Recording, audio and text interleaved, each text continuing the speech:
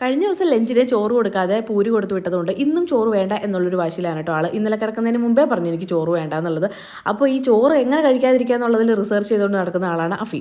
പിന്നെ മാത്രമല്ല വെജിറ്റബിൾസ് ഒക്കെ കഴിക്കാൻ ഇപ്പോഴത്തെ കുട്ടികൾക്ക് ഭയങ്കര മടിയായിരിക്കും അല്ലേ. എല്ലാവർക്കും ചിക്കനൊക്കെ മതി. ഇവിടെയും അത് തന്നെയാണ് കേട്ടോ അവസ്ഥ.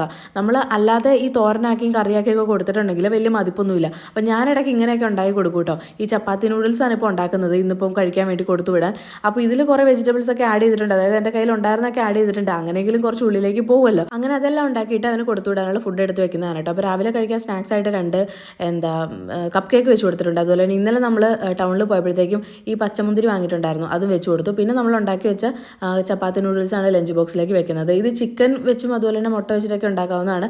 ഈ ചിക്കൻ വെച്ചിട്ടുള്ള റെസിപ്പി ഞാൻ ഇതിനു മുമ്പ് ഷെയർ ചെയ്തിട്ടുണ്ട് കേട്ടോ.